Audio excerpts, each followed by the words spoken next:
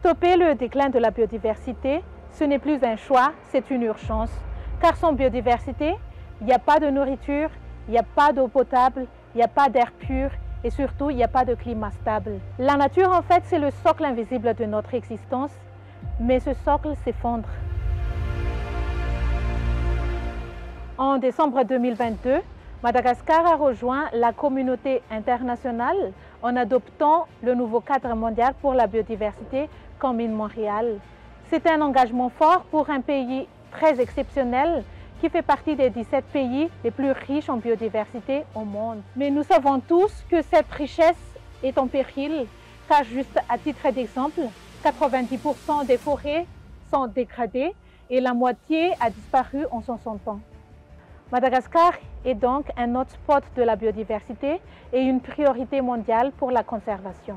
C'est dans ce contexte qu'est né le projet BioDev 2030.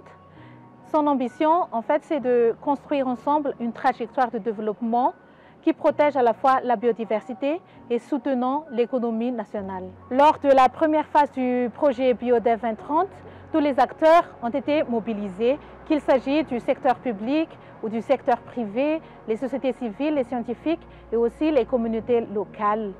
Les objectifs, c'est d'abord d'identifier les secteurs qui contribuent à la perte de la biodiversité, d'imaginer quelles sont les solutions envisageables et durables et aussi de construire des engagements partagés, volontaires et durables.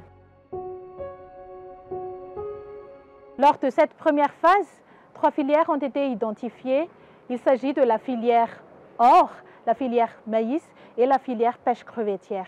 Aujourd'hui, la deuxième phase du projet BioDev 2030 se concentre sur la pêche crevettière à Madagascar, car c'est une filière très stratégique qui représente 12,5% des exportations du crevette dans le continent africain. En 2024, à Madagascar, la filière pêche crevettière a pu générer plus de 105 milliards d'ariars à l'export.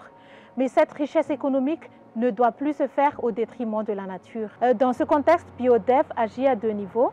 Premièrement, on appuie aux politiques publiques pour intégrer la biodiversité dans la gestion du secteur. Et deuxièmement, par la mise en œuvre d'un projet pilote sur le terrain pour tester des pratiques de pêche plus durables et reproductibles.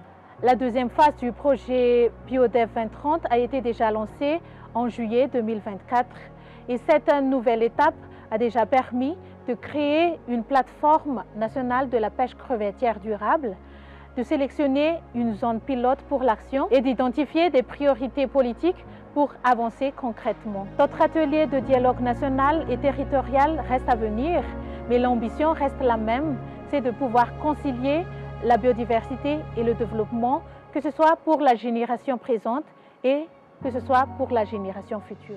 Ensemble, faisons de la biodiversité une priorité nationale.